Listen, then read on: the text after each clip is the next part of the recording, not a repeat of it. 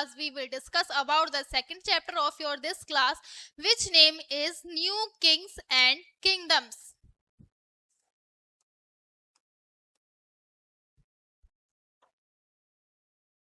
So this chapter name is new Kings and kingdoms, यानी कि उस समय के मिडविल पीरियड के बाद के जो हमारे नए नए राजा और उनके शासन के बारे में हम डिस्कस करेंगे.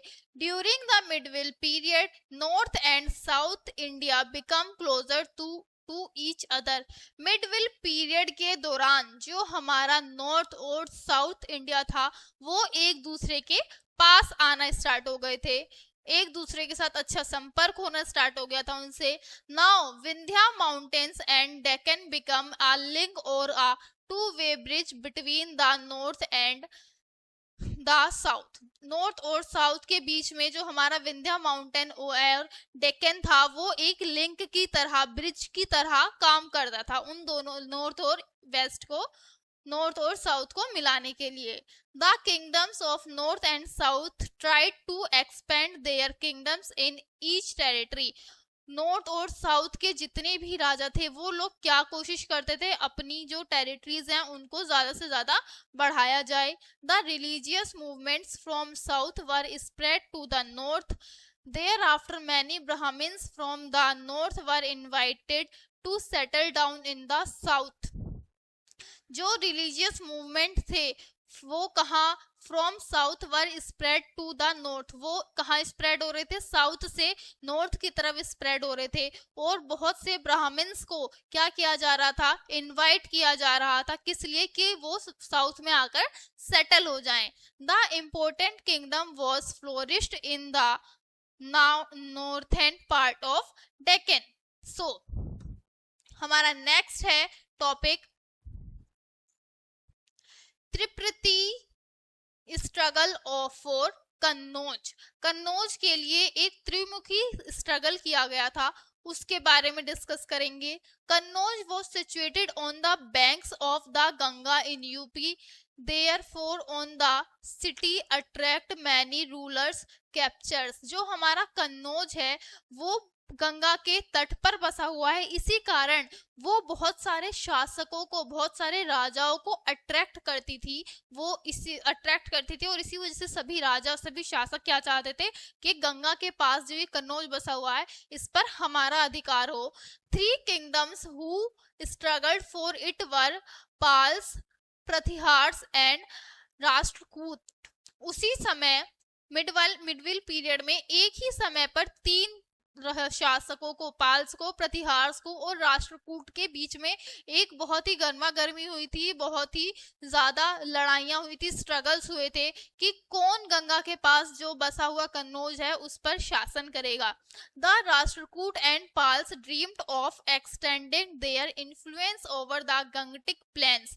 वो जो हमारे राष्ट्रकूट थे और जो हमारे प्लास थे वो लोग सपने देखते थे, अपनी सपनों को बढ़ाते थे कि क्या, कि वो लोग क्या करेंगे, गंगा के किनारे पर बसे कन्नौज पर शासन करेंगे. Later on when Rashtrakoot defeated the Pratihars, could not hold on their territories and Pala rulers swept over the Pratihars territories and placed Kannauj under their rule. Later उसके बाद on when Rashtrakuta defeated the Pratihara, जब राष्ट्रकूट ने किनको हरा दिया, प्रतिहार को हरा दिया. Could not hold on their territories, वो जो प्रतिहार थे वो अपनी टेरिटरीज को संभाल नहीं पाए. And Palas ruler swept over the Pratiharas territories and placed Kannauj under their rule. और जो पाल थे उन्होंने सत्ता को अपनी तरफ कर लिया और उन टेरिटरीज को अपने नाम कर लिया और उस पर, कन्नौज पर क्या करने लग गए, अपना शासन करने लग गए. The Pratiharas once again rose the power under king Bhoj who recaptured Kannauj. एक बार फिर से जो प्रतिहार थे उनका जो, उनकी जो शक्ति थी उसका दोबारा से उदय हुआ अंडर द किंग भोज. राजा भोज के शासनकाल में उन्होंने फिर से कहा किस पर, कन्नौज पर अपना शासन पाया. This 3-sided struggle aimed to content Kannauj. The Pratiharas, अब प्रतिहार्स के बारे में हम लोग जानेंगे.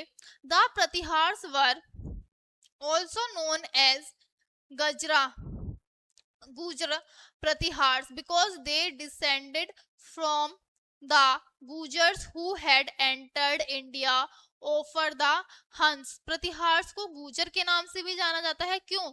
क्योंकि वो लोग किसके, वो गुजर के वंशज थे और हु एंटर्ड, उन्होंने इंडिया में किस कैसे एंटर्ड किया था?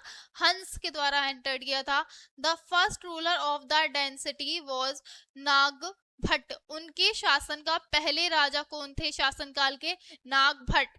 The prestige of Pratiharas was restored under Mihir Bho and his son Mahendrapal after capturage Kannauj. Mihra Bhoj established trade relationship with other Arabs। इसके बाद जो मिहिरा भोज थे उन्होंने अपना व्यापारिक संबंध किससे बनाया? अरब के साथ अपने व्यापारिक संबंधों को बनाया। देन कौन आते हैं हमारे पास? उस समय कौन आते हैं हमारे? The Palas. The Palas dynasty 750 to 1150 ruled in eastern part of India. जो हमारे पाल्स थे उन्होंने हमारे भारत की ईस्टर्न पार्ट पर सन 1750 ईस्वी से लेकर 1150 ईस्वी तक रूल किया, यानी कि राज किया। Gopala was the first king of Pal dynasty. Pal dynasty का पहला राजा कौन बना? Gopala. He was elected by the nobles because the previous ruler had died without an heir. इनको किस चुनाव के द्वारा चुना गया? क्यों? क्योंकि जो पहले के शासक थे उनकी एकदम से मृत्यु हो गई थी और उनका कोई उत्तराधिकारी चुने बिना ही उनकी मृत्यु हो गई थी। Dharmapala 7 succeed to his father Gopala. जो धर्मपाल थे जिन्होंने 780 से 815 के बीच में क्या किया? उत्तराधिकारी अपने फादर के उत्तराधिकारी के रूप में काम किया। He conquered Kannauj and the Gangetic Doab. His son Devapala conquered Odisha and Assam. उन्होंने किस पर विजय प्राप्त किया? उनके बेटे देवपाला ने ओडिशा और असम पर। There were weak successors after death of Devapala and Kannauj was conquered by the Pratiharas. लेकिन जो हमारे देवपाला थे उनकी मृत्यु के बाद जितने भी उत्तराधिकारी आए, जितने भी सक्सेसर्स आए, वो काफी कमजोर आए और इसी वजह से जो कन्नौज था वो उनके हाथों से निकल गया और उस कन्नौज पर दोबारा से प्रतिहार्स ने अपना शासन स्थापित कर लिया from the Palas. The Palas were replaced by Sena dynasty in Bengal. जो पाल्स थे उनको किसके द्वारा रिप्लेस कर दिया गया? जो सेना डेंसिटी थी उसके द्वारा। Vijay Sen was the greatest king of Sena dynasty who brought peace and prosperity to Bengal. जो हमारे विजय सेना थे वो एक बहुत ही महान राजा थे जिन्होंने बंगाल में पीस और प्रोस्पेरिटी को लाया। The last ruler of the Sen dynasty was Lakshman Sen who was overthrow by a Turkish noble. जो आखिरी राजा थे सेन डेंसिटी के वो कौन थे? लक्ष्मण थे।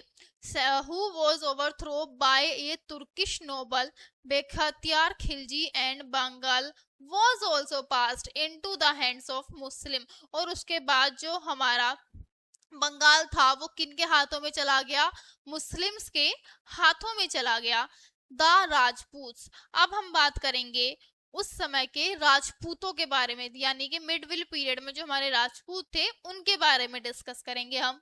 The Rajput appeared during the 8th and the 9th century and were major power till 12th century. जो राजपूत थे वो मोस्टली 8वीं और 9वीं शताब्दी में दिखाई दिए और उनकी जो पावर थी वो 12वीं यानी कि 12th सेंचुरी तक रही।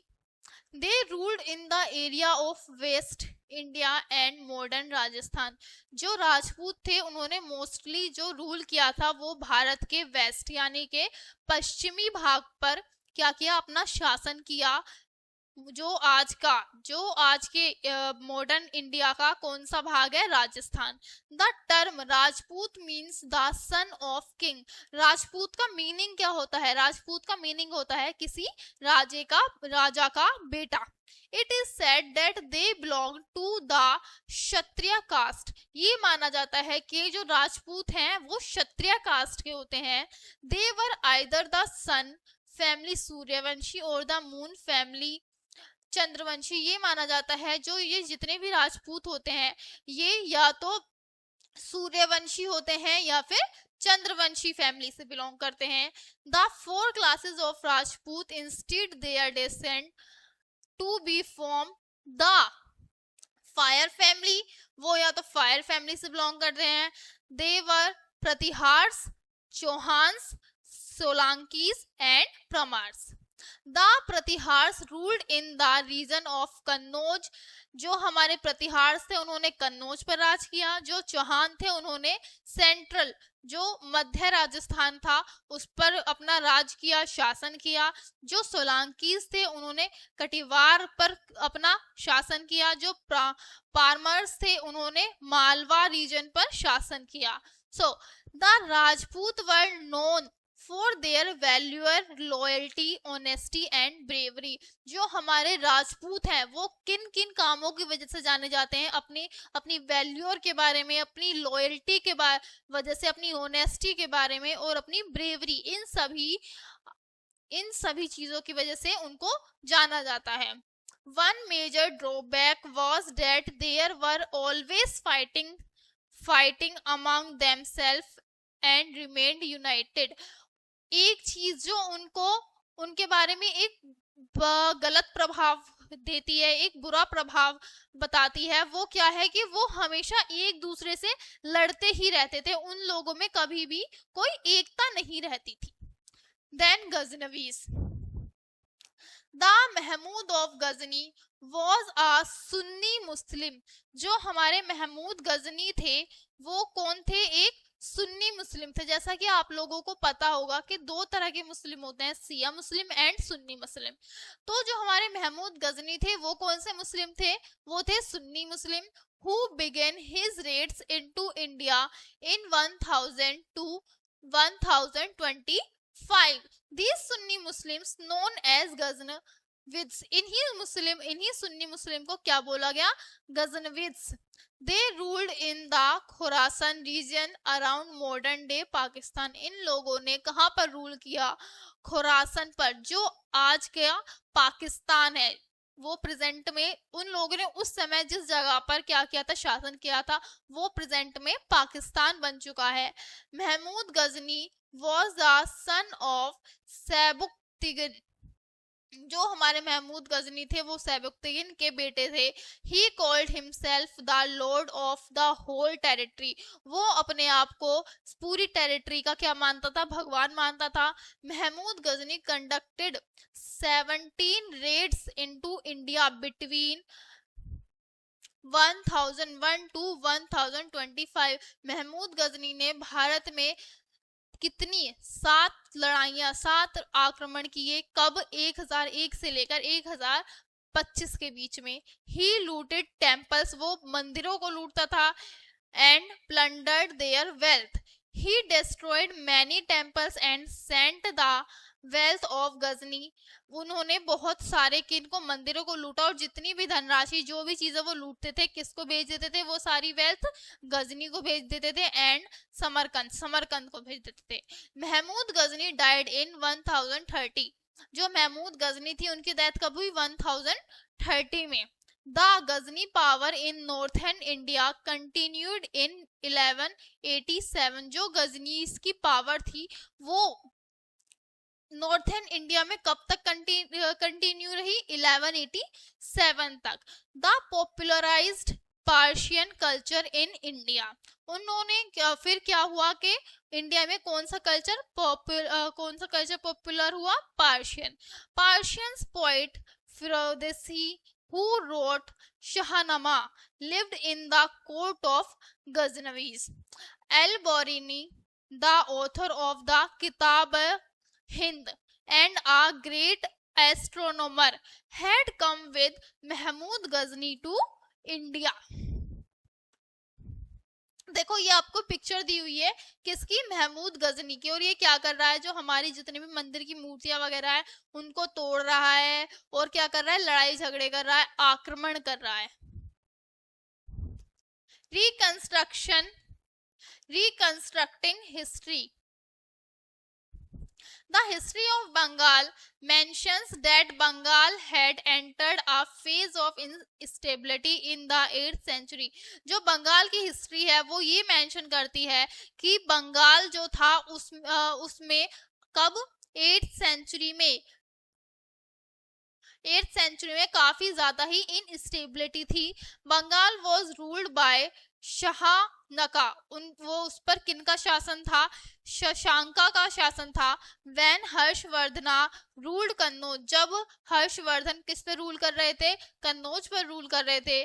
Both were rivals, there were no worth successor after the death of Shashanka and Bengal witnessed a phase, किनकी, शशांका की डेथ के बाद कोई भी अच्छा शासक किसको, बंगाल को नहीं मिला। And Bengal witnessed a phase of, और इसी वजह से बंगाल ने किसको फेस किया, एक पॉलिटिकल चार्ज को, यानी कि राजनीतिक उथल पुथल हो गई बंगाल में उस समय। Then nobles elected Gopala a Buddhist to come out from the चार्ल्स, तो उसके बाद किनको, गोपाला को इलेक्ट करके वहां का शासक बनाया गया।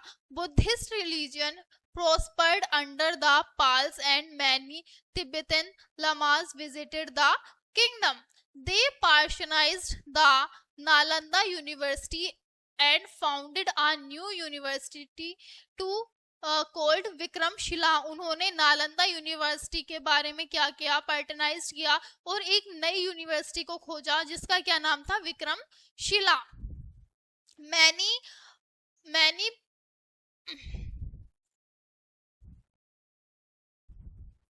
Many prashatis and stone inscriptions provide these information. बहुत से जो हमारे प्रशस्तिज हैं और जो हमारे इंस्क्रिप्शंस हैं वो इस बात को बताते हैं। Ramcharitmanas written by Sandhyakar Nandi gives information of the rulers between 11th and 20th century. जो हमारा रामचरितमानस लिखा गया है उसके बारे में भी इसके बारे में बताया गया है। He says that due to invasion of Muslim rulers in the beginning of the 13th century, वो बताता है कि ये इन सब चीजों का क्या कारण रहा, मुस्लिमों ने जो वहां पे शासन किया था उसके बाद एक अच्छा शासक नहीं मिला, ये सब। The monks and the other scholars fled to Nepal and Tibet along with their works, और जो हमारे उस समय के मोंक्स थे, भिक्षु थे और जो स्कॉलर्स थे वो लोग कहाँ भाग गए, नेपाल भाग गए और तिब्बत भाग गए। उस समय की जितने भी उन्होंने अच्छी अच्छी किताबें लिखी थी, जितने अच्छे अच्छे ग्रंथ लिखे थे उनको लेकर कहाँ भाग गए वो लोग, नेपाल भाग गए और तिब्बत भाग गए। डेवलपमेंट ऑफ लैंग्वेज का उस समय डेवलपमेंट किस तरह से हुआ। Many regional languages developed during the medieval period, बहुत सी रीजनल लैंग्वेज का उस समय क्या हुआ, डेवलपमेंट हुआ। कब, मिडविल पीरियड में। Indian language like Marathi, Odia, Gujarati, Kannada and other spoken in different regions, ये सब जो लैंग्वेजेस थी अलग अलग जगहों पर बोली जाती थी। The saints of the bhakti cult had played a major role in surviving this language, उस समय के जो संत थे उन लोगों का इसमें एक अहम भूमिका है। These regional languages drawn their subjects from the classical Sanskrit literature like the Vedas, जो हमारी संस्कृत लिटरेचर है वो कहाँ से आई, वेदास से। The Ramayana, the Mahabharata and the Purana. Hindi as a language emerged in the beginning of the medieval period, जो हिंदी थी वो एज अ लैंग्वेज कब आई, मिडविल पीरियड के बिगिनिंग में। It emerged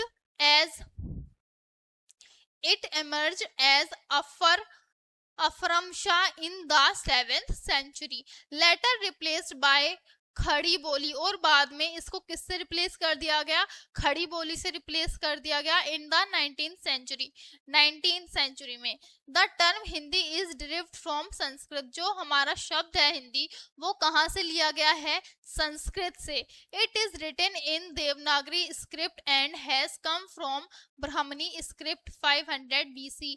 जो हमारी हिंदी लैंग्वेज है उसकी लिपि कौन सी है, देवनागरी लिपि है, और 500 ईस्वी में उसकी लिपि क्या थी, ब्राह्मी लिपि थी of Sanskrit. Hindi is the national language of India, जो हमारी हिंदी भाषा है वो हमारी नेशनल लैंग्वेज है। Tulsidas wrote Ramcharitmanas in Hindi in the medieval period, जो हमारे तुलसीदास थे उन्होंने जो अपना रामचरितमानस लिखा है, कब लिखा था उन्होंने, मिडविल पीरियड में जो रामचरितमानस लिखा था वो भी उन्होंने हिंदी लैंग्वेज में ही लिखा है। Chalukyas and Cholas. The Chalukyas and Cholas were the main dynasties of the South India between the period of 800 to 1200। 800 ईस्वी से लेकर 1200 ईस्वी के बीच के जो मुख्य शासक थे वो कौन थे, चालुक्य एंड चोला। उन्होंने कहाँ पे मोस्टली उनका जो मेन शासन था कहाँ था, वो साउथ इंडिया, इंडिया के साउथ पार्ट पर। Rashtrakuta dynasty was conquered by the Chalukya. Rashtrakuta की जो शासन था वो कब स्टार्ट हुआ, जब उन्होंने चालुक्यास के शासन को हराया। The Chalukyas also conquered Pratihara and annexed Malwa in Gujarat. उन्होंने जो चालुक्यास थे उन्होंने प्रतिहार एंड एनेक्सेड को मालवा एंड गुजरात में हराया। The other densities of the south were Hoysa, Sala of Dwar Samudra, Yadavas, Devgiri and Kakatiyas। जो हमारे कौन थे, the other densities of the south were Hoysala of Dwar Samudra, Yadav, Devgiri and Kaktiyas। The Chalukya built many beautiful temples at Badami, Ahihol and Pattadakal. जो हमारे चालुक्यास थे उन्होंने बहुत ही सुंदर सुंदर मंदिर बनवाए, कहाँ कहाँ पर, Badami, Aihole and Pattadakal. The Chola dynasty is considered as one of the most important densities in south India. जो हमारी चोलास का शासन था उसको साउथ इंडिया का एक बहुत ही महत्वपूर्ण शासन के रूप में, शासकों के रूप में माना जाता है। There rule began in 1846। उनका जो राज स्टार्ट हुआ था साउथ में वो कब स्टार्ट हुआ था, 846 में। They were different from earlier Cholas of the ancient time. वो लोग एंशियंट टाइम के चोलास से काफी अलग थे। Vijayalaya 846 to 871 was the most important early Chola king who helped to establish the kingdom। जो हमारे वजायलिया थे, जो कौन थे, वो मोस्ट इम्पोर्टेंट पहले राजा थे जिन्होंने क्या अपना राज्य स्थापित किया था।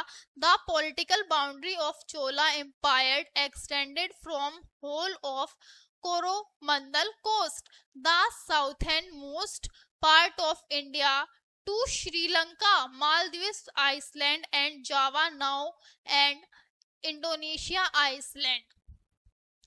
साउथ के जो मोस्ट इम्पोर्टेंट पार्ट थे लाइक श्रीलंका, मालदीव्स, आइसलैंड, जावा, और आज उसको क्या बोला जाता है, आइसलैंड के नाम से जाना जाता है। राजा चोला जिन्होंने इस समय से इस समय तक राज किया एंड राजेंद्र चोला जिन्होंने इस समय से इस समय तक राज किया were the best known rulers of Cholas density. जो हमारे राजेंद्र चोला थे और राजा राज चोला थे, इन दोनों राजाओं को बेस्ट रूलर के नाम से जाना जाता है। The Cholas were the first dynasty to adopt certain maritime policies। It helped in the growth of trade and commerce। इसकी मदद से किसको हेल्प मिली, उस समय के जो व्यापार और वाणिज्य था उसको काफी मदद मिली। Rajendra Chola extended diplomatic ties with Myanmar, China and Malaysia. जो हमारे राजेंद्र चोला थे उन्होंने अपने जो डिप्लोमेटिक टाइज थे उसको म्यांमार, चाइना और मलेशिया के साथ क्या करा, बढ़ाया।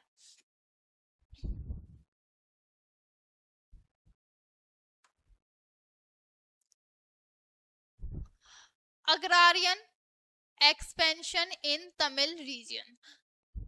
The Cholas started agrarian reforms. Parantaka of the Chola Empire realized about it when he was defeated by the Krishna second of Rashtrakuta dynasty. और उन्हें ये बात कब रियलाइज हुई, जब वो राष्ट्रकूट के किन से हारे, कुशना सेकंड से। ही thought a strong he thought a strong kingdom could be built only। उन्होंने क्या सोचा कि एक मजबूत राज्य तभी बन सकता है जब when his citizens had enough food and the necessities of life, जब वहां के उस राज्य के में रहने वाले लोगों के पास इनफ फूड और उनकी जो जरूरत के सामान है वो सारी चीजें होंगी तब। एंड एंजॉयड गुड गवर्नेंस, और उसी के साथ साथ उस समय वो लोग उस राज्य में रहने वाले लोग वहां की जो सरकार है उनके अच्छे कार्यों से क्या हो, एंजॉय करें, उन अच्छे कार्यों को एंजॉय करें। All the south Indian ruling dynasties expanded agriculture around the roots. उस समय के जितने भी शासक थे उन्होंने रूट्स के साथ साथ अब एग्रीकल्चर को भी क्या किया, एक्सपेंड करना, एग्रीकल्चर को भी बढ़ावा देना स्टार्ट किया। Agriculture expansion had also helped in consolidation of political boundaries of empire. During the Chola Empire, village land had divided into two groups. Cholas के एम्पायर में, शासन काल में, जो हमारे विलेजेस थे उनको दो हिस्सों में बांटा गया था। एक थे हमारे ब्रह्मद्या और एक थे हमारे प्रियोनंदु। So it was the land of group of villages, ये विलेजेस का एक ग्रुप था। कंट्रोल्ड बाय ब्राह्मण्स, जो किन के द्वारा कंट्रोल किया जाता था, ब्राह्मण्स के द्वारा कंट्रोल किया जाता था। The Brahmins enjoyed special privilege by collecting produce from this land. तो उस जगह पर रहने वाले जो ब्राह्मण थे वो लोग क्या करते थे, वहां से होने वाली जितनी भी उपज होती थी, खेती होती थी, उसका सारा एंजॉय वो ब्राह्मण्स ही करते थे। अब ये हमारे आते हैं पेरियानंदू। This land was given for cultivation to शूद्र and commoners। तो ये जो धरती थी, जमीन थी, ये किसको, जो हमारे शूद्र थे और जो कॉमन लोग थे उस समय के, उन लोगों को खेती करने के लिए दे दी गई थी। It was a vast territory and had close contact with merchants association। ये एक बहुत ही बड़ी जमीन थी एग्रीकल्चर करने के लिए और उनके बहुत ही अहम रिलेशंस थे किनसे, मर्चेंट्स से और मर्चेंट्स एसोसिएशन से। This land was even managed by a group of farmers। ये जो जमीन थी ये किसके द्वारा मैनेज की जाती थी, जो फार्मर्स का जो ग्रुप था उनके द्वारा। There were semi-arid areas and the rocky plateau region in the south। South में आपको पता है साउथ का जो एरिया है वहां की जमीनें कैसी हैं, चट्टानी हैं और पत्थर की काफी ऊबड़ खाबड़ है। Which together exhibit different cropping patterns, जिस वजह से वहां पर अलग अलग तरह से खेती की जाती है। The nobles and the trading associations changed the course of rivers to irrigate some of the dry lands which they put on cultivation of crops। इसी वजह से उस समय के लोगों ने जो नदियां थी उनमें क्या किए, कुछ चेंजेस किए। क्या चेंजेस किए कि पहले जो वो नदियां थी उनके खेतों की तरफ नहीं बहती थी, तो उन्होंने क्या किया कि उन नदियों का मुख अपने खेतों की तरफ कर दिया जिससे कि उन्हें खेती करने में आसानी हो और वो अच्छी से खेती कर पाए। The waters of Kaveri and अम्रवती had helped in the regard। और इसमें उनकी किन किन नदियों ने हेल्प करी, कावेरी ने और अमरावती ने। Many irrigation canals were built to carry the water from the tank to the field. और बहुत सारे क्या बनाए गए, बहुत सारे कैनल्स बनाए गए और बहुत सारे वाटर टैंक्स जो होते हैं उनका यूज किया गया, किसके लिए, जिससे कि जो उस समय खेती की जाती थी उसकी सिंचाई की जाए अच्छे से और एक अच्छी फसल उगाई जा सके। Socio religious movement of the south. The Bhakti movement rose in the south during the early medieval period. जो हमारे भक्ति मूवमेंट्स थे वो साउथ में मिडविल पीरियड में कब स्टार्ट हुए। Many Tamil saints spread brotherhood and love among people. जो उस समय के संत थे उन्होंने आपस में भाईचारे और इन सबको क्या करा, बहुत ही ज्यादा इनका प्रचार प्रसार किया। वर popularly cold Alvars and Nayanars. और इन्हीं को क्या बोला गया, अलवार्स और नयानार्स बोला गया। Shankaracharya preached the philosophy of Advaita of devotion to God during the period. जो हमारे शंकराचार्य थे उन्होंने किसका उपदेश दिया, अद्विता का उपदेश दिया। Bhakti movement was born out of the clash of two ideologies. जो हमारे भक्ति मूवमेंट की स्टार्टिंग थी वो कैसे हुई, दो आइडियोलॉजीज के क्लैशेस की वजह से। वो क्या कहते हैं, Nayanars and Mayanars. These were two wandering saints. The Bhakti movement first emerged in the south and then emerged in the north. सबसे पहले भक्ति मूवमेंट कहाँ स्टार्ट हुआ, साउथ में, और उसके बाद स्टार्ट हुआ नॉर्थ में। It was born out of the clash of two religions. ये इसकी स्टार्टिंग कैसे हुई, जैसे हमने स्टार्टिंग में ही बताया, दो रिलीजियंस के क्लैश की वजह से, हिंदुइज्म एंड इस्लाम। और वो दोनों रिलीजियंस कौन कौन से थे, Hinduism and Islam. In the north Islam had become a major force by the 11th century and started to influence thinkers and philosophers. जो हमारा इस्लाम धर्म था उस टाइम पर काफी ज्यादा उसका प्रचार प्रसार हो रहा था। इसी वजह से उस टाइम के जो स्कॉलर्स थे, जो थिंकर्स थे, वो उसके बारे में सोचने के लिए मजबूर हो जा रहे थे। Islam had become Gita Govinda written by Jayadeva in the 12th century। जो हमारी किताब है गीता गोविंदा वो किसके द्वारा लिखी गई है, जयदेवा के द्वारा। कब लिखी गई थी, 12वीं शताब्दी में। This book was influenced by the clash of these two religion. और ये बुक भी उन्हीं दो रिलीजन्स के क्लैश की वजह से लिखी गई थी। It is based on the exploits of Radha and Krishna. ये किस पर बेस्ड है, राधा कृष्ण की रासलीलाओं पर बेस्ड है। This book is written in Sanskrit and inspired cult of Radha Krishna followers in the 15th century। जैसा हमने बताया किस पर बेस्ड है, राधा कृष्ण की रासलीला पर बेस्ड है। और ये बुक संस्कृत में लिखी गई है, जिसने इनके जो राधा कृष्ण के फॉलोअर्स थे उनको बढ़ाया कब, 15th century में।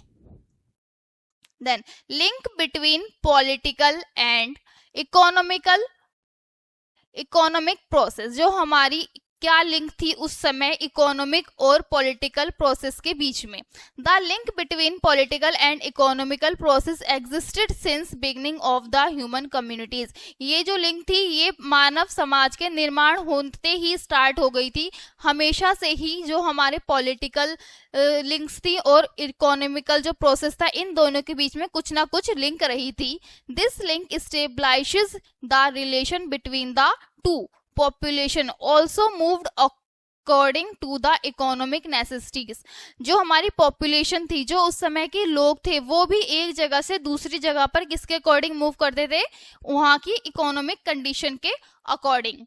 There is mention of close links between many Southeast Asian countries like China and India। जो उस समय की मेन इकोनॉमिक एक दूसरे से लिंक रखने वाली कंट्रीज थी, उनमें से एक कौन थी, हमारी इंडिया और China. Horses and items of warfare were the items of import. जो घोड़े थे और वॉर में यानी कि युद्ध में इस्तेमाल किए जाने वाले जो आइटम्स थे वो इंपोर्ट के साधन थे। Gradually Arabs started the trade from west coast and many Arabs settled on the west coast in 7th century। जो अरब के लोग थे उन्होंने क्या ट्रेड करना स्टार्ट किया, कहाँ से, वेस्ट कोस्ट से, और 7th century में आकर वो लोग वहीं आकर बस गए। The Rashtrakutas were was welcomed these new settlers and also allowed them to practice their religion, the Islam. जो हमारे राष्ट्रकूट थे उन्होंने क्या किया, इनका वेलकम किया और उन्होंने इस चीज की परमिशन भी दे दी कि आप लोग चाहे तो अपने इस्लाम धर्म का प्रचार प्रसार कर सकते हैं। People get friendly with the Arabs and attracted towards their religions। जो लोग थे वो उन अरब के लोगों से क्या हुए, काफी ज्यादा अट्रैक्टिव हुए, उनके फ्रेंड्स बने और उन्हें उनका जो रिलीजियन था अरब के लोगों का वो काफी ज्यादा पसंद आया। Arab traveller Sulaiman says in his chronicles about Pratihars. जो अरब के ट्रेवलर थे, कौन, सुलेमान, उन्होंने अपनी एक बुक में किन के बारे में बताया है, प्रतिहार्स के बारे में बताया है। Among the princes of India there is no great foe of Mohammad rule than the Pratihars king. उस समय के सबसे महान राजाओं में कौन थे, सबसे ज्यादा शक्तिशाली प्रतिहार्स थे। Arabs carried out many raids in the northwest. They captured Sindh and sent some naval expedition to the Gujarat coast। जो अरब थे उन्होंने किस पर, नॉर्थ वेस्ट पर आक्रमण किया और सिंध और अनदर जगहों पे क्या कर लिया, अपना शासन कर लिया।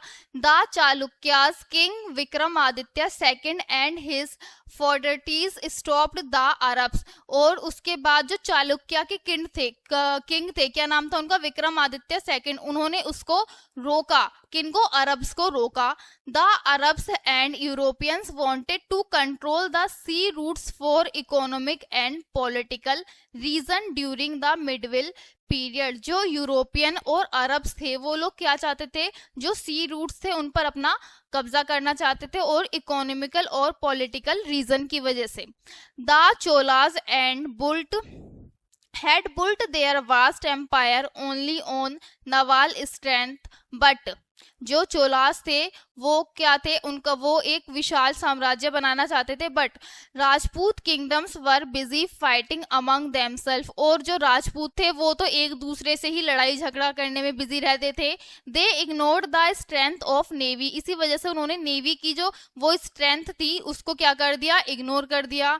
The gradual decline of Buddhism reached to near disappearance in the 13th century. इसी वजह से जब जो उस समय बुद्ध धर्म का इतना प्रचार प्रसार था वो क्या होता जा रहा था, विलुप्त होता जा रहा था और इस्लाम धर्म का प्रचार प्रसार बढ़ता जा रहा था। Because of withdrawal of royal patronage and later Muslim invasions, while Buddhism was on decline, Hinduism was gaining popularity। जहां किसका, बुद्धिज्म का प्रचार प्रसार कम होता जा रहा था, बुद्धिज्म का जो लोग थे उनकी संख्या में कमी होती जा रही थी और उसी जगह पर दूसरी तरफ हिंदुइज्म का उदय हो रहा था। द डॉक्ट्राइन ऑफ अहिंसा became a part of Hindu philosophy. जो डॉक्ट्राइन था किसका, अहिंसा के, वो कौन बने, हिंदू फिलोसफी के शंकराचार्य। कौन, शंकराचार्य, जो जिन्होंने 788 से 820 तक वो रहे। Was one of the greatest Brahmin philosopher. ये क्या थे, one of the greatest philosopher थे and one of the greatest Brahmin थे। He established 4 monasteries of maths at Badrinath in north. इन्होंने 4 मठों का क्या किया, स्थापना की, जिनमें से एक कौन थे, बद्रीनाथ इन द नॉर्थ। जो कहाँ पाए जाते हैं, बद्रीनाथ हमारे नॉर्थ में, Dwarka in the west, Sringeri in the south and Puri in the east. He was the first philosopher to look at the country from a national perspective।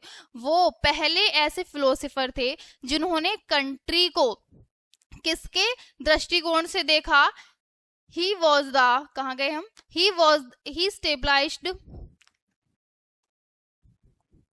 was the first philosopher to look at the country from a national perspective। वो पहले philosopher थे जिसने हमारी country को एक national perspective से देखा था। He started a practice of transforming Buddha into an avatara and established association of individual soul with the supreme। Okay, so then this new form of Hinduism has been called as the Bhakti cult of the South. इसी new Hinduism को क्या बोला गया? भक्ति cult बोला गया. कब?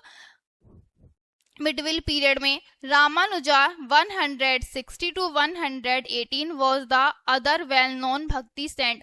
और शंकराचार्य के साथ साथ दूसरे बड़े फिलोसोफर कौन थे? Ramanujan. Some unsolved controversies. Several controversies are prevailing in respect of the different names of India. उस समय के बहुत से बड़े बड़े नेम्स हैं जो काफी सारे क्या थे? controversial नेम्स थे. Disappearance of Indus Valley civilization and the coming of Aryans to India and also origin of Rajputs. It was because Rajput were brave and their women were very loyal to their husband. ये सब चीजें क्यों थी? क्योंकि जो राजपूत थे वो काफी ज्यादा बहादुर होते थे और उनकी जो पत्नियां होती थी वो उनके लिए काफी ज्यादा लॉयल होती थी. And their families. The Rajput always kept their word and preferred that over dishonour. जो राजपूत थे वो हमेशा अपनी जुबान के पक्के रहते थे. वो अपनी द्वारा किए गए हर वादे को निभाते थे और बेइज्जती झेलने से ज्यादा वो मृत्यु को स्वीकार करना पसंद करते थे. But it is an unsolved controversy as why they failed against Muslim invaders. लेकिन ये एक अनसॉल्व्ड कंट्रोवर्सी है कि जब वो इतने बहादुर थे तो फिर वो लोग इन मुस्लिम जो थे मुस्लिम शासक से कैसे हार गए. Points to remember. Kannauj was the important city of north India during the 8th century. हमने बिल्कुल स्टार्टिंग में ही पढ़ा था चैप्टर के. जो कन्नौज थी वो एक सबसे ज्यादा इम्पोर्टेंट सिटी थी. कहाँ की? नॉर्थर्न इंडिया की during the 8th century. These struggle of three kingdoms, the Pratihars, the Rashtrakuts and the Pals, is often referred to as the tripartite struggle for Kannauj. जो हमारे प्रतिहार थे, जो राष्ट्रकूट थे और जो पाल्स थे वो तीनों ही किस पर? कन्नौज पर कब्जा करना चाह रहे थे, वहां पर शासन करना चाह रहे थे. इसी को क्या बोला गया था? Tripartite struggle for Kannauj. Pratihara kingdom Naga Bhatta second captured Kannauj in AD 725. जो प्रतिहार के नागा भट्ट सेकंड थे उन्होंने कन्नौज पर कब शासन किया था? 725 ईस्वी में. Hindu poet Chand Bardai wrote the famous ballad Pratihara Prithviraj Raso. In the first battle of Tarain 1191 Prithviraj Chauhan defeated Muhammad Ghori. जो पृथ्वीराज चौहान थे उन्होंने मोहम्मद गोरी को कब हराया था? 1191 में. The Pal ruled supreme in the east. Gopala was the first Pal king. Dharmapala was the leading king of the North India. जो हमारे धर्मपाल थे वो कौन थे? लीडिंग किंग थे. कहाँ के? नॉर्थ इंडिया के. During his reign he conquered Kannauj and occupied the Gangetic Doab. उन्होंने कहा कन्नौज के शासक को हराया और जो गंगटिक डोब था उस पर अपना शासन कर लिया. The Brahmadeya was the land controlled by Brahmins belonging to a group of villages. Brahmadeya क्या था? कौन सी जगह थी जहां पर जितनी भी खेती की जाती थी, जितना भी अनाज उगाया जाता था उस पर किसका हक होता था? केवल ब्राह्मणों का. Shankaracharya established 4 Hindu religious shrines मठ इन 4 डिफरेंट डायरेक्शन. हमने बिल्कुल अभी अभी पढ़ा था. शंकराचार्य ने 4 मठों की स्थापना करी जो भारत के चारों कोने पर थे. सो स्टूडेंट्स, आपका आज का ये चैप्टर यहीं एंड होता है. होप आप लोगों को आज का ये चैप्टर अच्छा लगा होगा, ये वीडियो समझ आई होगी. मिलते हैं नेक्स्ट वीडियो में.